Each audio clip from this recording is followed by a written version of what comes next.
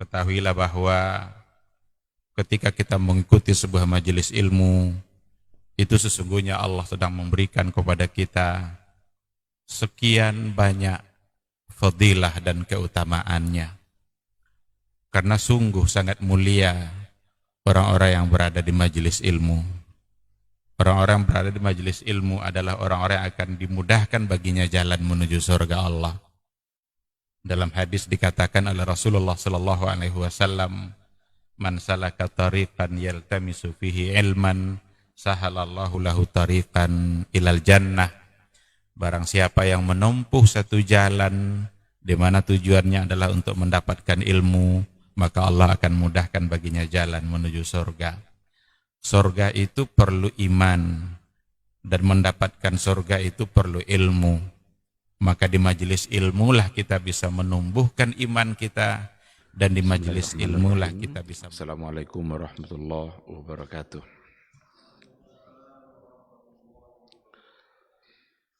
Innal hamdalillah nahmaduhu wa nasta'inuhu wa nastaghfiruh wa na'udzu billahi min shururi anfusina wa min sayyiati a'malina. May yahdihillahu fala mudhillalah wa may yudlilhu fala hadiyalah. Asyhadu an la ilaha illallah wahdahu la syarikalah wa asyhadu anna Muhammadan abduhu wa rasuluh la nabiyya wa la rasula ba'da. Ikhwati fillah, ma'asyiral hadirin wal hadirat rahimani Allah wa iyyakum. Mari sama-sama kita kembali memuji Allah Subhanahu wa taala dan bersyukur kepadanya atas semua limpahan nikmat dan rahmat yang selalu tercurah dalam setiap detik hidup yang kita jalani. Kapan dimanapun kita berada, pada saat itu pasti ada nikmat Allah yang menyertai kita. Oleh karena itu tugas kita adalah menjadi hamba Allah yang bersyukur. Mudah-mudahan dengan syukur yang kita ucapkan membuat kita semakin yakin bahwa kita ini adalah orang-orang yang selalu membutuhkan Allah. Kita ini adalah orang-orang yang tidak bisa hidup tanpa Allah Subhanahu wa ta'ala.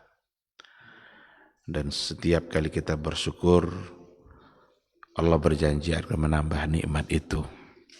Semoga limpahan dan curahan nikmat Allah Subhanahu wa ta'ala itu selalu bertambah dalam kehidupan kita. La in syakartum la azidannakum wa la in kafartum inna azabi lasyadid. Sama-sama kita juga harus bersalawat dan salam untuk Rasulullah sallallahu alaihi wasallam. Allahumma salli ala Muhammad wa ala ali Muhammad. Mudah-mudahan kita semakin mencintainya, mudah-mudahan kita semakin mentaatinya. Mari sama-sama kita mencintai beliau dengan jujur, tidak hanya sekedar ucapan lisan saja, karena untuk mengucapkan cinta Nabi itu sangatlah mudah. Tetapi ucapan cinta harus dibuktikan. Tidak ada cinta yang tidak perlu pengorbanan. Tidak ada cinta yang tidak perlu bukti. Oleh karena itu kebenaran ucapan kita yang mengucapkan mencintai Nabi harus dibuktikan dalam kehidupan keseharian kita. Apakah kita benar-benar mengikuti beliau? Apakah kita benar-benar mencoba untuk mendalami sunnah-sunnahnya untuk kemudian kita amalkan? Dan kalau seandainya itu yang kita lakukan, mudah-mudahan itu adalah cinta yang benar yang bisa membuat kita selamat di padang mahsyar. Mudah-mudahan insya Allah kita semua bisa mendapatkan syafaat dan pertolongan dari Rasulullah sallallahu alaihi wasallam. Yauma la yanfa'u malun wala banun illa man atallaha biqalbin salim. Suatu hari di mana tidak lagi bermanfaat harta dan anak-anak, tidak lagi bisa membantu kita. Yang akan bisa membantu kita di hari itu adalah amal-amal ibadah amal-amal soleh yang telah kita laksanakan berdasarkan kepada qalbun salim, hati yang selamat, hati yang ikhlas, tulus, murni, semata-mata hanya karena Allah Subhanahu wa ta'ala. Oleh karena itu apapun amalan yang kita lakukan, jangan dicampuri niatnya. Apapun amalan ibadah yang kita lakukan, hendaklah kita memurnikannya semata-mata hanya karena Allah Subhanahu wa ta'ala. Karena ibadah yang dicampuri oleh niat-niat yang lain, oleh ria dan lain sebagainya, itu tidak akan bermanfaat bagi kita di akhirat kelak. Baik, ikhwati fillah, ma'asyiral hadirin wal hadirat rahimani Allah wa iyyakum. Kita kembali pada pagi hari ini untuk melanjutkan kajian tauhid kita yang dalam hal ini masalahnya atau permasalahan yang sudah kita bahas sebelumnya adalah berkaitan dengan perkara-perkara yang sebagai konsekuensi dari iman kita kepada Allah Subhanahu wa ta'ala. Apa makna dari kita beriman kepada Allah? Sudah dua hal yang kita bahas. Yang pertama adalah ketika kita beriman kepada Allah, maka berarti itu artinya adalah kita beriman dengan adanya Allah Subhanahu wa ta'ala. Bahwa Allah itu pasti ada. Maka tertolaklah keyakinan orang-orang ateis yang menolak akan adanya Allah, tetapi mereka ketika menolak keberadaan Allah Subhanahu wa ta'ala, sesungguhnya mereka sedang menolak fitrah mereka sendiri. Yang kedua, ketika kita menyatakan bahwa kita beriman kepada Allah Subhanahu wa ta'ala, itu artinya adalah kita mesti beriman dengan rububiyah. Rububiyahnya Allah Subhanahu wa ta'ala. Ini yang terakhir yang kemarin sudah kita bahas, beriman kepada rububiyah itu adalah mengesahkan Allah Subhanahu wa ta'ala, meyakini bahwa Allah itu satu, tidak berserikat dalam perbuatannya. Ketika Allah melakukan sesuatu, itu hanya Dia yang melakukan dan hanya Dia yang mampu untuk melakukan itu. Seperti Dia yang mencipta, Dia yang memberikan kita rezeki, Dia yang mengatur alam. Alam ini tidak teratur dengan sendirinya, tetapi ada yang mengatur. Ketika matahari terbit di pagi hari, kemudian nanti dia terbenam kembali di sore hari. Ketika siang datang, berakhir siang, datang pula malam secara berganti. Itu semua ada yang mengatur. Tidak mungkin itu tidak ada yang mengatur. Dan yang mengaturnya adalah Allah Subhanahu wa ta'ala. Keyakinan kita terhadap af'alnya Allah seperti yang dicontohkan tadi, itu adalah bagian atau bentuk dari rububiyah. Berimannya kita kepada rububiyah Allah Subhanahu wa ta'ala. Ketika sudah beriman kepada rububiyahnya Allah, seharusnya muncul iman yang berikutnya sebagai makna daripada iman kepada Allah. Apa itu? Itulah yang ketiganya, di mana dikatakan bahwa as-salisu al-imanu bi uluhiyatihi. Yang ketiga adalah sebagai konsekuensi daripada beriman kepada rububiyahnya Allah, maka adalah beriman kepada uluhiyah Allah. Kalau kita sudah yakin bahwa Allah yang maha segala-galanya, Dia yang menciptakan kita, Dia yang memberikan kita kehidupan, Dia pula yang mematikan kita, Dia pula yang memberikan rezeki selama kita hidup, Kalau itu sudah kita yakini, seharusnya kita mesti memberikan ketundukan kita kepada Dia dalam ibadah kita. Maka ketundukan kita kepada Allah dalam hal ibadah, mentauhidkan Allah dalam ibadah kita, itulah sesungguhnya yang disebut sebagai tauhid al-uluhiyah. Beriman kepada Allah dari sisi uluhiyah. Siapa lagi yang harus kita sembah? Siapa lagi yang harus kita ibadahi? Selain daripada Dia yang memberikan kita kehidupan. Dia yang memberikan kita segala macam bentuk kebaikan. Jangankan kepada Allah, kepada manusia saja, kalau seandainya ada orang yang terlalu banyak kebaikannya kepada kita, segan kita kepada orang itu. Kita cenderung untuk mengikutinya, cenderung untuk ikut kepada apa yang dia katakan. Karena dia sudah banyak berbuat baik kepada kita. Itu orang itu, makhluk. Nah sekarang Allah Subhanahu wa Ta'ala yang telah memberikan semua bentuk kebaikan dalam kehidupan kita.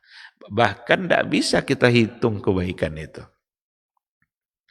Yang memberikan kita semua nikmat dan tidak bisa kita hitung nikmat Allah itu. Wa in ta'uddu ni'matallahi la tuhsuha. Jika kalian mencoba untuk menghitung-hitung nikmat Allah, pasti tidak akan sanggup untuk kalian hitung. Bahkan kalau seandainya laut dijadikan tinta, kemudian pohon-pohon itu dijadikan pula pena, cobalah untuk mencatat nikmat Allah satu persatu. Habis tintanya itu, nikmat belum selesai untuk dicatatkan, belum selesai untuk dihitung. Nah, tidakkah pantas Dia yang memberikan semua kebaikan itu untuk kemudian Dia juga yang kita sembah?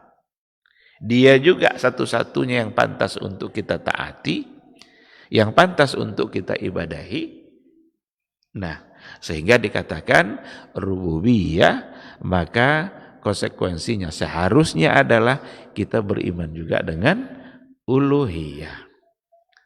Oleh karena itu, yang dimaksud dengan tauhidul uluhiyah itu adalah ifradullahi ta'ala fil ibadah fi jami'i anwa'iha.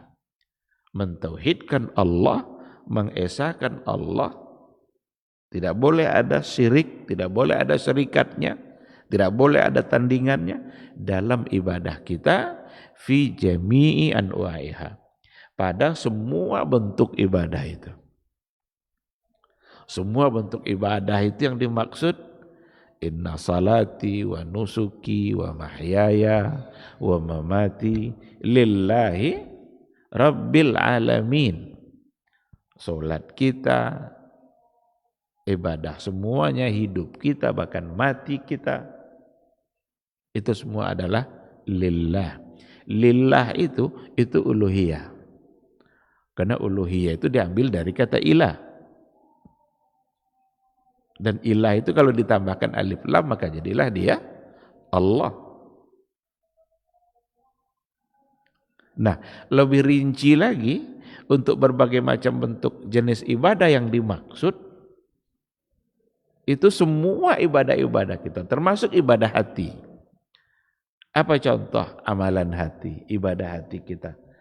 Tawakal kita, al-khawfu war-raja, rasa takut dan rasa pengharapan kita yang tidak boleh kecuali hanya untuk Allah Subhanahu wa Ta'ala.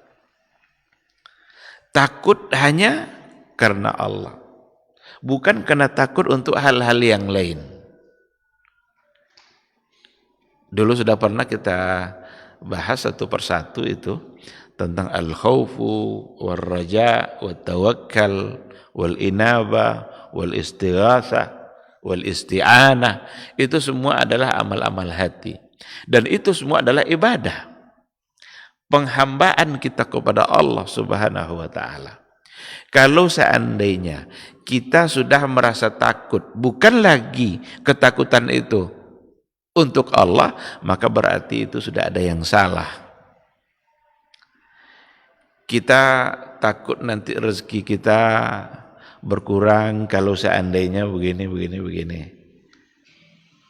Kalau seandainya nanti kita tidak ikut kepada ketentuan-ketentuan yang diatur oleh atasan kita, yang ternyata ada sebagiannya barangkali itu tidak sesuai dengan ketentuan Allah, lalu kita taati juga ketentuan yang salah itu karena takut tidak mendapatkan rezeki umpamanya, berarti itu sudah mulai salah. Karena rezeki kita yang memberinya adalah Allah Subhanahu wa ta'ala. Kalau seandainya nanti kita takut mendapatkan musibah atau kita khawatir nanti kita menjadi sakit kalau seandainya kita melewati satu tempat yang dianggap tempat itu adalah tempat yang keramat atau angker dan lain sebagainya, kalau lewat situ nanti kita bisa sakit, berarti kita sudah menganggap bahwa musibah itu datang dari selain Allah Subhanahu wa ta'ala. Berarti itu sudah ada masalah, sudah bermasalah dalam akidah kita, dalam uluhiyah kita. Kenapa demikian? Karena kita sudah menganggap ada hal-hal lain selain daripada Allah untuk mendatangkan sesuatu yang memang hanya datang dari Allah Subhanahu wa ta'ala. Maka kalau takut, takutlah kepada Allah, bukan kepada yang lain. Walaupun nanti pembahasannya oleh para ulama, al-khawfu itu dibagi-bagi lagi. Ada al-khawfu tabi'i, ada takut secara tabiat. Memang ada hal-hal yang kita takuti, tapi bukan takut seperti itu yang dianggap bertentangan dengan iman. Umpama ada ular kobra lewat depan kita, ya wajarlah kita takut, karena ular kobra itu ular yang berbisa. Tidak mesti pula nanti ya udahlah ular kobra ini saya lewat aja lah di depan dia. Kalau kata Allah nanti saya dipatoknya, ya dipatok. Itu juga satu hal yang salah. Takut seperti itu, takut secara tabiat. Itu tabi'i kita. Memang fitrah kita takut kepada hal-hal yang membahayakan. Tetapi nanti ada takut-takut yang memang hubungannya adalah dengan kesyirikan. Dan banyak terjadi hal-hal yang seperti itu. Supaya kita tidak diganggu oleh makhluk halus, agar bulan ini adalah menjadi bulan yang, karena ada pula istilahnya ada bulan sial, ada bulan baik, ada tanggal sial, ada tanggal baik. Kemudian tanggal itu dihindari agar tidak mendapatkan kesialannya itu. Ini berarti ketakutan seperti ini, ketakutan yang bertentangan dengan persoalan akidah, karena tidak lagi tercermin di situ keyakinan dia terhadap uluhiyahnya Allah Subhanahu wa ta'ala. Oleh karena itu kalau takut secara tabi'i itu tidak ada masalah. Ada api besar, mau masuk juga ke dalam api itu? Tentu tidak, karena api itu sifatnya adalah membakar. Ada anjing gila umpamanya, orang semua lari, dia enggak. Itu takut karena lari dari anjing gila, itu adalah al-khawfu tabi'i. Wajar kita takut. Tapi ada sumber-sumber ketakutan yang hanya kita berikan kepada Allah Subhanahu wa ta'ala, karena hanya Allah yang bisa mendatangkan sesuatu yang kita takuti tadi. Dan yang itulah yang dimaksud dengan persoalan yang hubungannya dengan al-uluhiyah. Ikhwati fillah,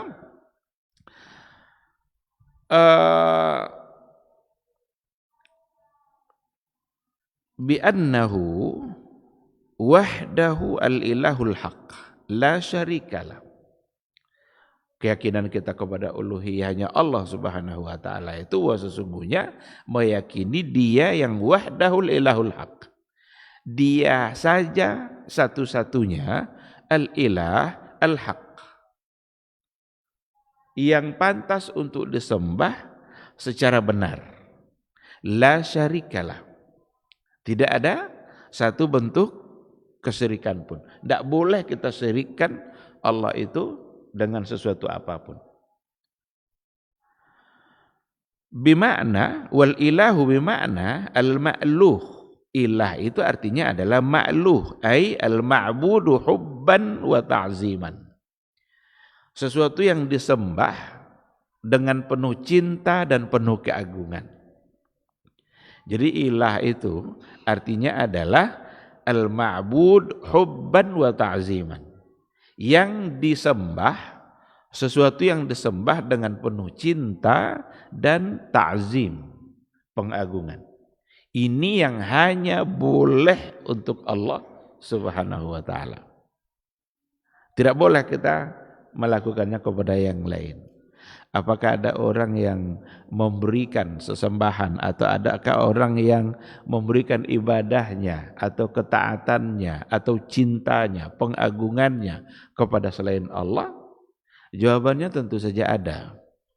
Karena Nabi Muhammad SAW itu diutus memang untuk menyampaikan bahwa hanya Allah yang pantas untuk disembah di tengah-tengah masyarakat yang memang mereka punya ilah, punya sesembahan selain daripada Allah.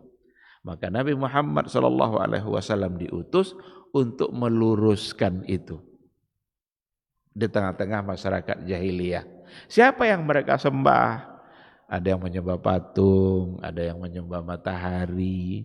Orang Majusi mereka menyembah api.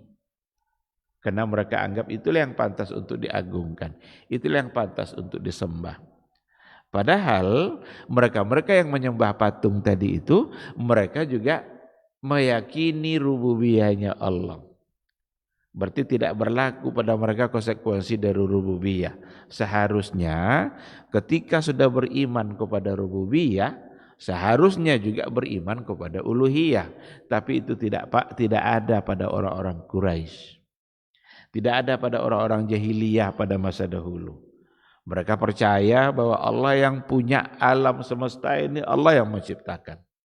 Mereka juga percaya bahwa Allah yang memberikan rezeki. Mereka percaya bahwa Allah yang mengatur alam ini.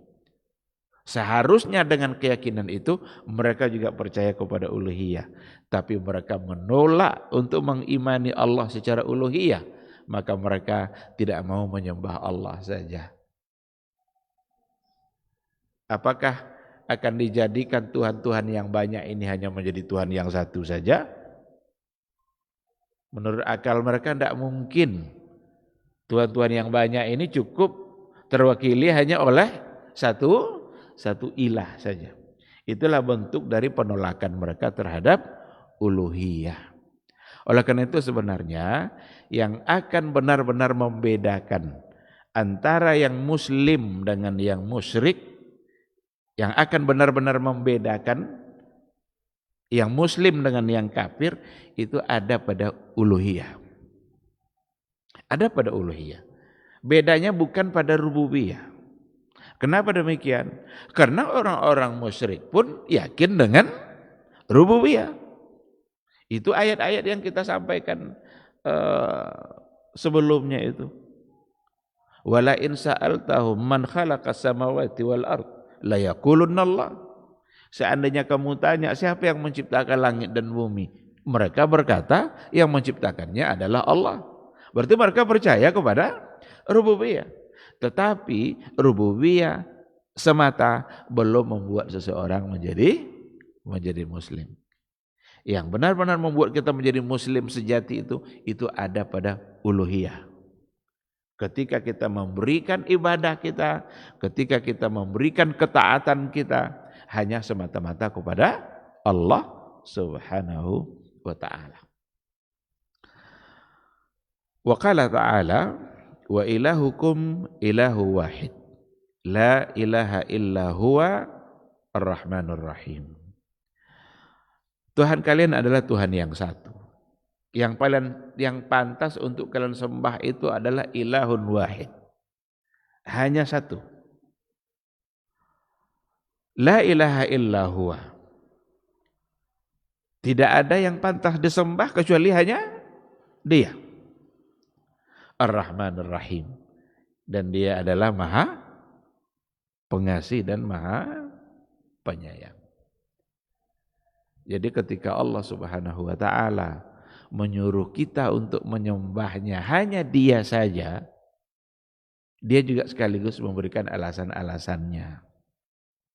Sehingga tidak ada alasan lain untuk tidak menyembah Dia. Kenapa Dia yang harus pantas kita ibadahi? Kenapa hanya Dia yang pantas untuk kita sujud kepadanya? Maka ujung ayat itu Allah mengatakan Ar-Rahman Ar-Rahim. Dialah yang maha mengasihi kita. Dialah yang menyayangi kita. Bukankah kasih sayang itu sesuatu yang sangat kita butuhkan?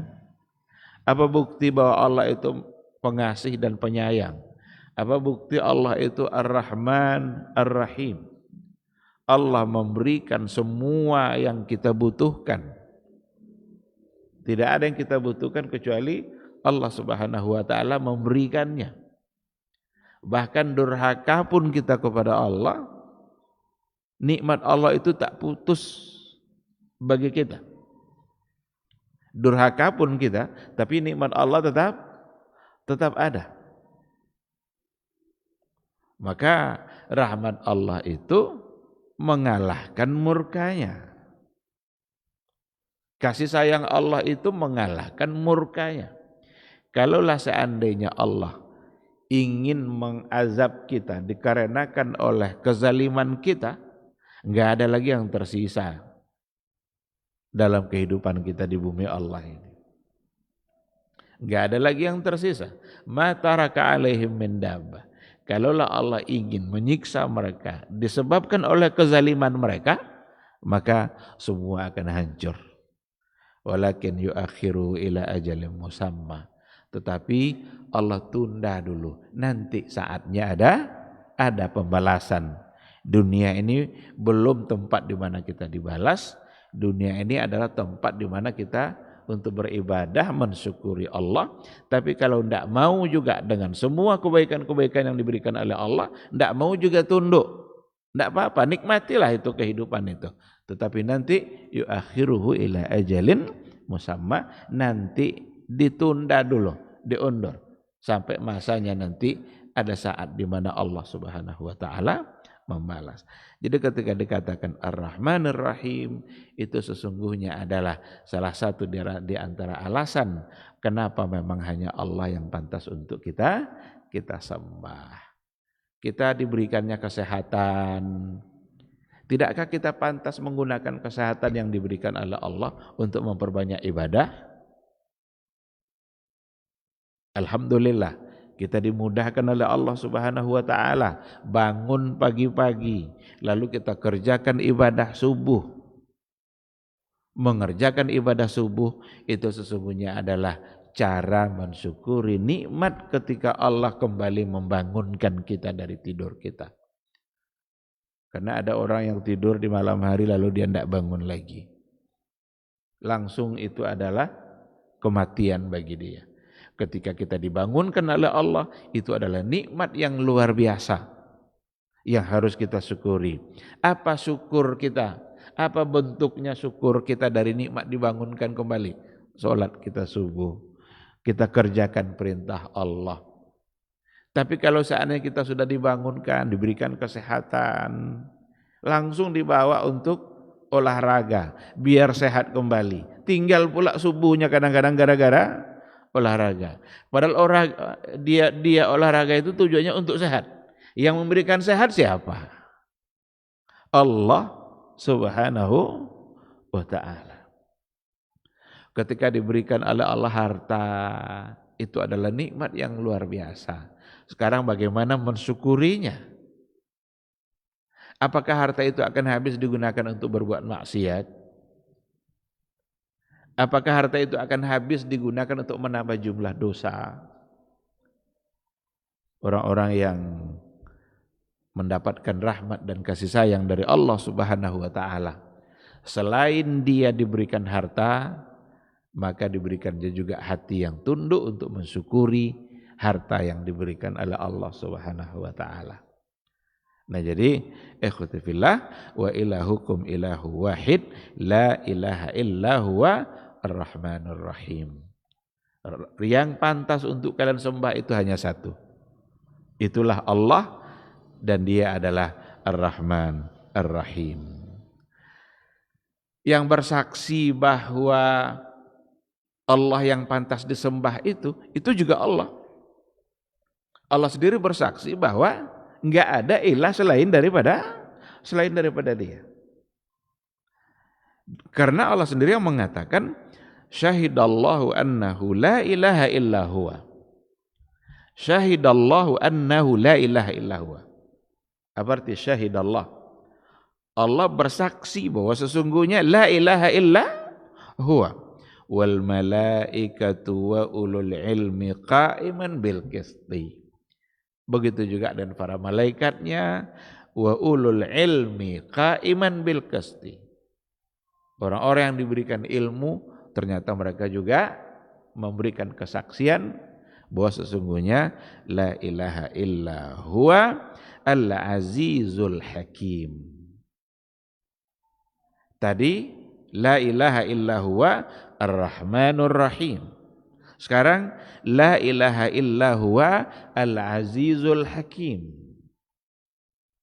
Ketika kita baca ayat-ayat Al-Qur'anul Karim, lalu ujung dari ayat itu selalu menyebut-nyebut nama dan sifat Allah. Itu sesungguhnya adalah untuk menggugah hati kita untuk semakin yakin siapa Allah yang kita sembah itu. Siapa Allah yang tidak ada yang lain yang bisa kita sembah selain daripada dia. Maka disebutkannya lah nama-nama dan sifat-sifatnya. Tadi Ar-Rahman Ar-Rahim. Dia sayang sama kita, dia memberikan semua kebutuhan kita. Tapi ingat, yang kita lihat dari Allah itu jangan cuma sayangnya saja. Ingat juga bahwa Allah itu adalah Al-Azizul Hakim. Aziz itu maha mulia, maha perkasa. Kalau dia maha mulia, tidak ada yang lebih mulia daripada Allah. Maha perkasa, tidak ada yang lebih perkasa daripada Allah Subhanahu wa ta'ala. Allah itu bisa berkehendak dalam kehidupan kita, apapun yang ingin dia lakukan. Oleh karena itu, kita bersemangat untuk mentaati Allah dalam bentuk mengerjakan perintah-perintahnya, dan pada saat yang sama kita juga bersemangat mentaati Allah dalam bentuk menjauhi larangan-larangan darinya. Al-Azizul Hakim, maha bijaksana, maha aziz itu benar-benar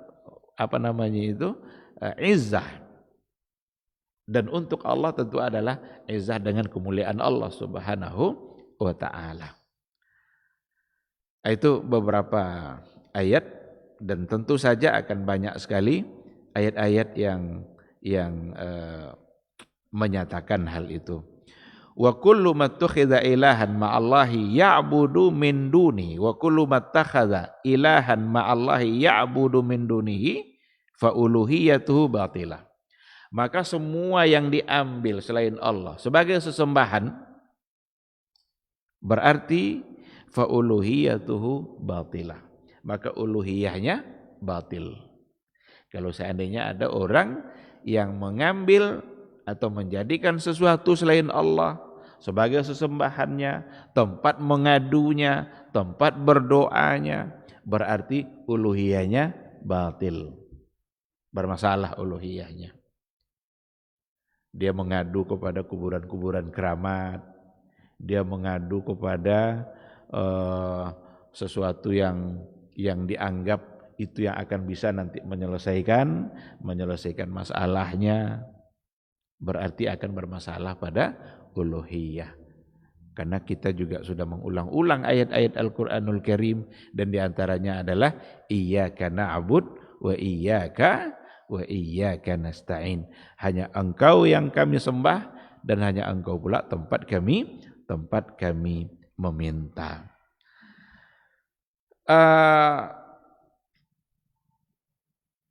Seandainya ada selain Allah tetapi dibahasakan juga dengan ilah, karena mereka juga menyebut patung-patung itu sebagai ilah. Kalau seandainya seperti itu, maka hal-hal yang seperti itu hanyalah sebatas nama saja. Hanya sebatas nama. Dulu orang-orang jahiliyah mengatakan Al-Lata wal-Uzza wal-Manat. Ada beberapa tuhannya orang jahiliyah dulu, Lata, Uzza, Manat, Hubal. Itu bagi mereka alihatun. Alihatun itu jamak dari ilah. Seandainya mereka sebut juga sebagai ilah, itu hanyalah sekedar penyebutan nama yang padanya tidak ada sedikit pun kemampuan yang dimiliki oleh Allah Subhanahu wa taala. Oleh karena itu dalam Al-Qur'an ada banyak ayat yang menyindir dalam persoalan itu, seperti in hiya illa asmaun sammaitumuha antum wa abaukum. Penyebutan kalian terhadap patung-patung tadi itu sebagai ilah, sebagai Rob yang pantas disembah, itu hanyalah asmaun, itu hanyalah nama-nama sammaitumuha antum wa abaukum, yang kalian yang memberikan nama itu dan juga bapak-bapak kalian. Padahal itu sama sekali tidak bisa disebut sebagai ilah karena tidak memiliki sifat-sifat ketuhanan yang ada pada mereka. La yadurru wa la yanfa', tidak bisa memberikan kemudaratan dan tidak pula bisa memberikan manfaat, karena kemudaratan dan manfaat itu semata-mata hanya datang hanya datang dari Allah Subhanahu wa taala. Ma ta'buduna min dunihi illa asma'an sammaitumuha antum wa aba'ukum. Yang kalian sembah tadi itu, kalian tidaklah menyembahnya yang selain Allah itu kecuali sekedar namanya saja. Namanya aja yang ilah. Dan itu pun nama yang kalian berikan kalian bersama bapak-bapak kalian yang dahulu. Ma anzalallahu biha min sultan. Tidak ada sedikit pun kekuatan dan kekuasaan yang ada pada mereka. Nah, oleh karena itulah rasul-rasul sebelumnya, semua rasul itu mengajak kepada uluhiyahnya Allah. Jadi semua rasul itu mengajak kepada uluhiyah. Seperti nanti ada Nabi Nuh, ada Nabi Hud, ada nabi-nabi yang lain, semua mereka pesannya sama. Apa pesannya? U'budullaha ma lakum min ilahin ghairuh. U'budullah, sembahlah Allah saja, ma lakum min ilahin ghairuh. Kalian tidak punya ilah yang pantas disembah itu, Tuhan yang pantas disembah itu kalian tidak punya kecuali hanya Allah. Enggak ada yang selain Dia yang pantas untuk disembah. Dan itu adalah dakwah semua para rasul sebelumnya. Jadi bukan dakwah Nabi Muhammad saja, tetapi para nabi dan rasul sebelumnya dakwah mereka sama menuju kepada uluhiyah, agar semata-mata Allah yang disembah. Ikhwati fillah, kita bisa melihat ada beberapa hal yang menjadi bentuk kedudukan dan pentingnya uluhiyah itu untuk tidak salah. Karena kalau seandainya uluhiyah yang salah, kita bermasalah dalam akidah kita. Sangat bermasalah. Maka kita perlu melihat manzilatu tauhidil uluhiyah. Kedudukan tauhid uluhiyah itu seperti apa? Ini punya poin yang cukup banyak sebenarnya, tetapi kita singgung sekilas. Yang pertama sekali, uluhiyah itu adalah tahqiq lisyahadatain. Mewujudkan makna syahadat kita itu ada pada uluhiyah. Ketika kita mengatakan asyhadu an la ilaha illallah, wujudnya adalah pada uluhiyah. Aku bersaksi bahwa tidak ada Tuhan yang paling berhak disembah. Tidak ada ma'bud, la ma'buda bihaq, la muta'a bihaq. Tidak ada yang pantas disembah, tidak ada yang pantas diibadahi kecuali hanya Allah. Ini sesungguhnya penekanannya lebih kepada uluhiyah. Dan inilah yang ditolak dulu oleh orang-orang jahiliyah. Abu Thalib itu pamannya Rasulullah sallallahu alaihi wasallam. Dia yakin betul dengan rububiyah, sebagaimana orang-orang jahiliyah yang lain juga. Tetapi ketika diajak oleh Rasulullah sallallahu alaihi wasallam untuk mengucapkan la ilaha illallah, dia tidak mau. Nah, oleh karena itu uluhiyah ini tahqiq lis syahadatain. Untuk mewujudkan syahadat kita itu sesungguhnya ada pada uluhiyah. Karena kalau sudah ada uluhiyah, maka otomatis ada rububiyah. Jadi kalau sudah dia percaya sama uluhiyah, sudah hanya Allah yang dia sembah, itu otomatis. Maka uluhiyah itu tatadammanu fiha rububiyah. Kalau dia sudah yakin pada uluhiyahnya Allah, maka dia juga yakin pada rububiyah. Tapi kalau sudah yakin sama rububiyah, belum pasti dia yakin pada uluhiyah. Karena berapa banyak dulu mereka percaya sama rububiyah, tetapi tidak percaya pada uluhiyahnya Allah Subhanahu wa taala. Yang kedua, uluhiyah itu tahqiqul ghayah min khalqil insan. Untuk mewujudkan tujuan penciptaan manusia itu sendiri. Untuk mewujudkan penciptaan manusia. Kenapa manusia diciptakan? Lil ibadah. Itu yang ada dalam ayat. Wa ma khalaqtul jinna wal insa illa liya'budun. Wa ma khalaqtul insa wal jinna wal insa illa liya'budun. Tidaklah kami ciptakan jin dan manusia. Wa ma khalaqtul jinna wal insa illa liya'budun. Kecuali untuk ya'budun. Apa arti ya'budun? Ya'budun itu yuwahhidun. Jadi tidaklah kami ciptakan jin dan manusia kecuali semata-mata untuk menyembah saya, untuk beribadah kepada saya. Dan ini sesungguhnya adalah uluhiyah. Nah, jadi itu untuk yang kedua. Yang berikutnya, uluhiyah itu sababun lidukhulil jannah wan najati minan nar. Uluhiyah itu itulah yang akan menyebabkan kita masuk surga dan bebas dari nerakanya Allah. Itu ada pada uluhiyah. Maka percaya pada rububiyah saja enggak menjamin masuk surga. Karena Abu Jahal juga percaya pada rububiyah. Yang akan membuat kita masuk pada surganya Allah itu dan jauh dari neraka itu ada pada uluhiyah. Ketika kita benar-benar bertauhid, ketika kita tidak syirik, tidak menduakan Allah dalam ibadah kita, tidak kita berdoa kecuali hanya kepada Allah, berarti itu adalah tauhid.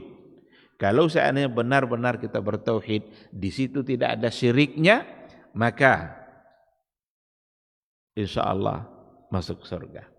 Apa kata Allah kata Rasulullah SAW dalam hadisnya, man mata la yusyriku billah dakhalal jannah. Man mata la yusyriku billah dakhalal jannah. Barang siapa yang mati dan dia tidak berbuat syirik kepada Allah, dakhalal jannah. Pasti masuk surga. Dalam ayat apa kata Allah? Alladzina amanu wa lam yalbisu imanahum bizulmin ulaika lahumul amnu wa hum muhtadun. Orang-orang yang beriman dan dia tidak mencampuri imannya itu sedikit pun dengan kesyirikan, bizulmin, dengan kezaliman. Kezaliman di situ artinya adalah kesyirikan. Ulaika lahumul amnu, itulah mereka yang akan selamat, itulah mereka yang akan aman. Selamat mereka nanti. Wa hum muhtadun, dan itulah orang-orang yang mendapatkan petunjuk.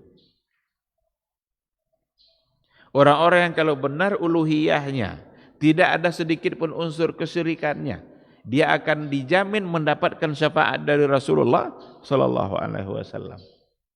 Maka ada di antara sahabat bertanya kepada Rasulullah, ya Rasulullah, man as'adun nasi bi syafaatika yaumal qiyamah. Ya Rasulullah, siapakah orang yang paling berbahagia nanti di akhirat kelak untuk mendapatkan syafaat dari kamu? Apa jawaban Nabi? Orang yang berbahagia nanti untuk mendapatkan syafaat saya, man qala la ilaha illallah, barang siapa yang mengatakan la ilaha illallah khalisan, khalisannya apa? Murni, ikhlas, tanpa ada sedikit pun unsur kesyirikan. Berarti ada pada uluhiyah. Khalisan min qalbi, benar-benar murni, tidak dicampuri oleh kesyirikan. Oleh karena itu, uluhiyah benar-benar akan menyelamatkan kita dari nerakanya Allah, membuat kita masuk surga dan membuat kita bisa mendapatkan syafaat dari Rasulullah sallallahu alaihi wasallam. Nah, poin berikutnya, uluhiyah itu tauhidul uluhiyah mutadamminun li tauhidir rububiyah wa tauhidil asma'i was sifat. Beriman kepada uluhiyah, kalau benar uluhiyah kita, maka otomatis iman kita kepada uluhiyah itu membuat kita juga mentauhidkan Allah pada rububiyah dan mentauhidkan Allah pada asma was sifat. Kalau kita sudah beriman dan kalau seandainya kita sudah tauhid, kita benar pada uluhiyah ini, benar-benar hanya Allah yang kita sembah, maka itu adalah cerminan dari tauhid rububiyah yang benar dan juga cerminan dari tauhid al-asma'u was sifat, nama dan sifat-sifat Allah. Maka ujung-ujung dari ayat yang kita baca tadi itu, ketika Allah bicara tentang uluhiyah, la ilaha illa huwa, selalu diakhiri ayat itu dengan nama dan sifat-sifat Allah Subhanahu wa taala. Itu dua ayat contoh tadi.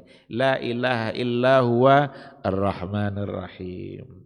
La ilaha illa huwa al-azizul hakim. Al-azizul hakim itu adalah nama-nama Allah yang mulia dan di dalam nama Allah itu ada sifatnya. Maka itu al-asma was sifat. Beriman kepada uluhiyah, tauhid uluhiyah yang benar, itu membuat kita juga akan pasti beriman juga kepada al-asma was sifat. Oleh karena itu, perjuangan kita yang paling besar itu sesungguhnya adalah untuk meluruskan uluhiyah kita kepada Allah, untuk menghindarkan kita dari semua bentuk kesyirikan. Jangan sampai kita melakukan sekecil apapun kesyirikan-kesyirikan yang ada. Karena sekarang juga sudah semakin didangkalkan tentang kesyirikan itu, kita sudah didangkalkan oleh banyak orang, bahkan oleh tradisi kita sendiri. Ada hal-hal yang di dalamnya kesyirikan, tetapi karena itu dianggap sebagai budaya, maka dianggap itu hal yang biasa.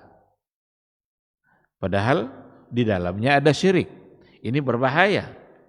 Karena kita yang akan bertanggung jawab untuk diri kita di akhirat kelak. Buat apa kita mengikuti sebuah budaya kalau seandainya di dalamnya ada syirik? Mati kita nanti ahli budaya tidak bisa menolong kita. Tapi kalau seandainya kita tinggalkan sesuatu yang berbuat syirik itu, nanti di akhirat insya Allah kita bisa selamat. Banyak yang mendangkalkan makna syirik itu sekarang. Ada hal-hal yang sudah nyata-nyata syirik saja, itu ingin dianggap tidak sebagai sebuah kesyirikan. Berdoa hanya kepada Allah, Tidak boleh menjadikan orang yang sudah mati bertawassul, tempat kita bertawassul kepada Allah. Karena itu juga bagian dari kesyirikan. Kalaulah boleh bertawassul kepada yang sudah mati, maka kepada Nabi lah yang paling tepat untuk bertawassul. Tapi itu tidak boleh. Karena Nabi kita sudah wafat dan dia tidak lagi bisa melakukan hal-hal yang ketika dia dulu masih hidup. Kalau dia masih hidup, datang ke Nabi, minta didoakan, boleh. Banyak terjadi dalam kehidupan sahabat-sahabat. Bahkan ada orang buta aja, buta matanya, datang sama Nabi, ya Rasulullah saya ini buta, tolong doakan agar saya bisa melihat. Nabi ikut mendoakannya dan pada akhirnya dia bisa melihat. Tapi ketika dia masih hidup, lama hujan tidak turun. Nabi ketika itu sedang berkhutbah. Ada di antara sahabat yang berdiri, ya Rasulullah, udah lama tidak hujan ini Rasul. Mati ternak kami, kebun kami sudah kering. Tolong doakan ya Rasulullah agar hujan turun. Berdoa Nabi. Lalu turunlah hujan. Itu tawassul ketika Nabi masih hidup. Tapi kalau sudah meninggal, tidak ada dalam catatan sejarah sahabat, Umar kah, Abu Bakar kah, Utsman kah, yang datang kepada Nabi untuk minta didoakan. Justru yang terjadi sebaliknya. Apa kata Umar bin Khattab ketika ia datang kepada Al-Abbas pamannya Rasul? Dulu ketika Rasul masih hidup, kami datang menemui Nabi agar Nabi berdoa kepada Allah Subhanahu wa taala. Tapi sekarang Rasul sudah wafat, maka kami datang kepada kamu wahai Al-Abbas sebagai paman Rasul yang paling dekat, orang yang dekat dengan Rasulullah sallallahu alaihi wasallam. Maka Umar datang kepada Al-Abbas, bukan kepada Nabi yang sudah wafat. Kalau seandainya kepada Nabi saja yang sudah wafat tidak dibolehkan, apalagi kepada orang-orang yang dianggap soleh selain daripada Rasulullah sallallahu alaihi wasallam. Maka mendatangi kuburannya dengan tujuan bertawassul untuk mendekatkan dirinya kepada Allah Subhanahu wa taala, maka itu sesungguhnya adalah bagian dari perbuatan syirik yang harus ditinggalkan dan harus dijauhi. Ingat, syirik akan menyengsarakan kita di akhirat kelak. Bahkan kalau seandainya kita tidak bertaubat dari syirik itu, maka tidak akan pernah bisa diampuni oleh Allah Subhanahu wa taala. Innallaha la yaghfiru ay yushraka bihi wa yaghfiru ma duna dzalika liman yasha. Allah tidak akan mengampuni dosa syirik, tetapi Allah bisa mengampuni dosa selain syirik. Tidak diampuni di sini maksudnya adalah jika dia tidak minta ampun, jika dia tidak bertaubat kepada Allah Subhanahu wa taala. Baik, ikhwati fillah, ini mungkin yang menjadi bahasan kita pada pagi hari ini. Jadi konsekuensi yang ketiga dari pernyataan kita beriman kepada Allah itu adalah beriman kepada uluhiyah. Dan ini adalah poin terpenting dalam tauhid. Karena beriman pada uluhiyah, kalau tauhid uluhiyah kita sudah benar, maka di dalamnya sudah tercakup rububiyah dan al-asma was sifat. Tapi kalau sekedar beriman pada rububiyah, seharusnya beriman pada uluhiyah, tapi tidak ada jaminan. Karena orang-orang jahiliyah ternyata percaya pada rububiyah, tapi menolak untuk beriman secara uluhiyah. Wallahu subhanahu wa ta'ala a'lam. Ini mungkin kajian kita pada pagi hari ini, mudah-mudahan bermanfaat. Seandainya ada hal-hal yang perlu untuk didiskusikan, dipersilakan.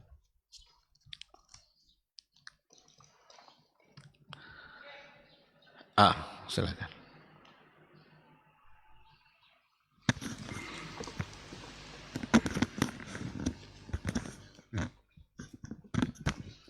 Assalamualaikum warahmatullahi wabarakatuh. Assalamualaikum warahmatullahi wabarakatuh. Bagaimana dengan orang tua atau orang tua kita lah yang dulu, kita tahu dia melakukan kesirikan lah gitu. tapi ilmu mungkin tak ilmu yang belum sampai atau dia yang tidak belajar gitu tentang kesirikan. Dia kan udah meninggal gitu, tidak tahu atau ilmu yang tidak sampai sama dia. Jadi bagaimana sekarang untuk apanya Ustaz? Termasuk kita lah gitu. Kalau dulu itu kan tidak tahu gitu. Melakukan kesirikan gitu. Pemain berobat pada dukun apa gitulah. Padahal orang tua kita itu udah haji gitu, udah naik haji. Mungkin bagaimana apanya Ustaz? Iya. Ya, Ustaz. Bagaimana dengan keadaan orang tua kita yang barangkali ada perbuatan-perbuatan yang di dalamnya mengandung unsur kesyirikan yang mungkin karena dia tidak tahu atau tidak pernah mempelajarinya, atau dia menduga semua yang dia lakukan selama ini adalah hal-hal yang baik-baik saja. Dan bagaimana pula dengan kita yang dulu juga barangkali pernah melakukan hal-hal yang sama. Kalau untuk kita yang dulu pernah melakukan lalu sekarang kita sudah tahu, ya otomatis kita bisa berubah, bertaubat. Itulah Allah akan menerima taubat jika kita memang bertaubat dari kesyirikan itu. Tapi kalau seandainya tidak, dia tahu dia tidak juga mau, dipertahankannya juga, bahkan dikasih tahu tidak mau pula dikasih tahu. Nah, berarti dia telah salah. Dan padahal dia masih punya kesempatan untuk berubah. Adapun yang sudah meninggal, jika memang itu berdasarkan karena pengetahuan dia yang tidak ada, tidak pernah mendapatkan pengajaran, itulah yang dia tahu selama ini. Wallahu alam, itu serahkan kepada Allah Subhanahu wa ta'ala. Padahal dia kadang hajinya udah lebih pula dari 1 kali, bisa 3 kali, bisa 4 kali. Tetapi yang dia dapatkan selama ini adalah seperti itu. Ada enggak dulu orang yang menyampaikan kesalahan-kesalahan itu pada masa dia hidup? Seandainya umpamanya ada, lalu dia tidak mau berubah, berarti dia salah. Tapi kalau semata-mata benar-benar dia tidak mengetahui, itulah yang al-haq yang dia tahu. Wallahu alam, kita hanya berdoa, serahkan kepada Allah Subhanahu wa taala, mudah-mudahan Allah bisa mengampuni. Itu berada pada kehendak Allah. Karena ya bisa dikatakan dulu memang jarang untuk dibahas seperti itu. Maka ketika kita bahas perkara-perkara seperti itu hari ini, itu dianggap kaji baru. Dianggap ini perkara baru. Oh, dari dulu kami dapat dari bapak-bapak kami, nenek moyang kami dari dulu begitu. Nah, datang kita mengatakan bahwa itu adalah perbuatan syirik. Dianggap kaji yang baru, bahkan dianggap itu yang sesat. Dianggap itu yang salah. Nah, kita memohon kepada Allah Subhanahu wa taala agar Allah memudahkan hidayah itu sampai kepada banyak orang, dan agar kita semakin bersemangat untuk belajar, karena fungsi belajar ya untuk berubah. Fungsi belajar itu bukan mengulang-ulang yang lama. Kalau belajar sekedar mengulang-ulang yang lama, enggak terlalu berfungsi. Tapi kalau belajar untuk berubah menjadi lebih baik, itu baru belajar namanya. Sekarang ada banyak perkara-perkara yang ternyata di dalamnya ada unsur kesyirikan. Sekarang kita pelajari, oh ternyata itu syirik. Apa bukti bahwa kita sukses belajar? Tinggalkan kesyirikan itu. Tapi kalau enggak, oh ini kan dari dulu, mak-mak kami, bapak-bapak kami dari dulu begini juga. Dia belajar juga nih, tapi melanjutkan kesalahan yang lama. Berarti itu tidak belajar namanya itu.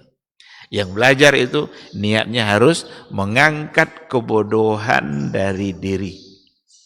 Kalau memang selama ini kita jahil dalam persoalan itu lalu kemudian belajar, ya berarti kita harus berubah, mengambil mana yang lebih baik jika memang itu berdasarkan kepada Al-Qur'an dan Sunnah. Karena kita menyampaikan apa yang ada pada Al-Qur'anul Karim dan apa yang ada pada hadis-hadis Rasulullah sallallahu alaihi wasallam.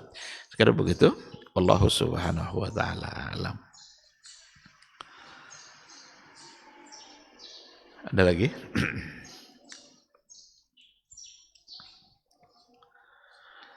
Baik, kalau tidak ada, barangkali kita cukupkan sampai di sini. Mudah-mudahan kajian kita pagi ini bermanfaat. Dan masih tersisa satu poin insya Allah yang hubungannya dengan al-imanu billah. Yang keempatnya nanti insya Allah adalah al-imanu bil asma'i was sifat. Beriman kepada nama-nama dan sifat-sifat Allah Subhanahu wa ta'ala sesuai dengan yang disampaikannya di dalam Al-Quranul Karim dan yang disampaikan oleh Rasulnya di dalam hadis-hadisnya. Jangan ditambah dan jangan pula dikurangi. Terima kasih. Subhanakallahumma wa bihamdika asyhadu an la ilaha illa anta astaghfiruka wa atubu ilaik. Wassalamualaikum warahmatullahi wabarakatuh. Di para sahabat itu, kaum muslimin, yang terbayang bagi mereka itu adalah infak, yang terbayang bagi mereka adalah sebuah kebahagiaan, keselamatan di akhirat yang kekal dan abadi di sisi Allah tabaraka wa taala. Semua kita boleh klaim sekarang, kamu cinta Nabi, cinta Ustaz. Cinta Nabi, cinta Ustaz. Termasuk saya, cinta Nabi, cinta. Kapan tahunya? Besok di akhirat. Maka apa kata Nabi sallallahu alaihi wasallam? Amalur rajuli biyadih. Penghasilan yang terbaik adalah pekerjaan yang dilakukan oleh seseorang dengan tangannya sendiri. Wa kullu bai'in mabrur. Dan setiap jual beli yang mabrur. Ini aktivitas ini membantu saya di akhirat atau akan menyulitkan saya di akhirat? Kalau seandainya perbuatan itu ternyata akan menyulitkan kita di akhirat kelak, tinggalkan perbuatan itu.